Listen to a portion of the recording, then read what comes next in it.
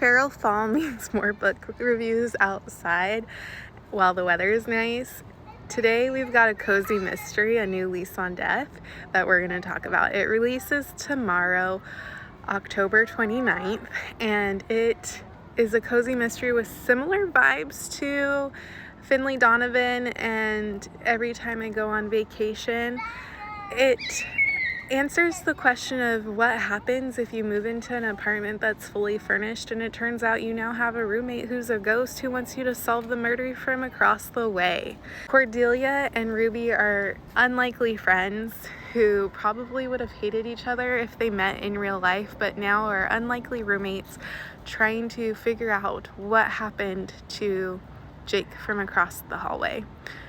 It wasn't in the style of like Mediator where Ruby can see her ghost friend Cordelia, which was kind of what I was hoping for, but we do get both points of view.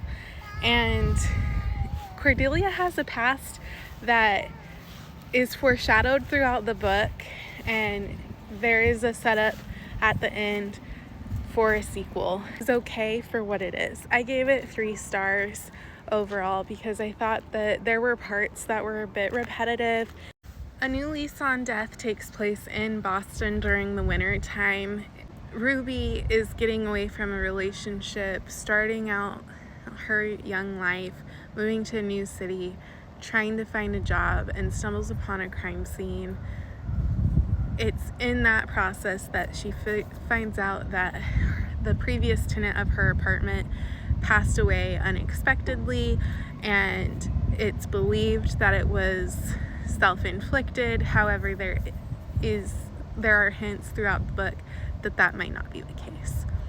Although the first third of the book had similar sense of humor and antics that you see in the Finley Donovan series or Every Time I Go on Vacation, I thought it fell apart in the final third. Overall, I thought the story was a little too predictable, and the foreshadowing that takes place to set up what's going on with Cordelia in particular was too heavy-handed to only set up for a second book instead of addressing it in the first book.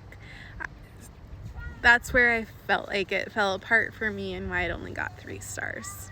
Thank you to Minotaur Books and NetGalley for providing me an ARC copy for review.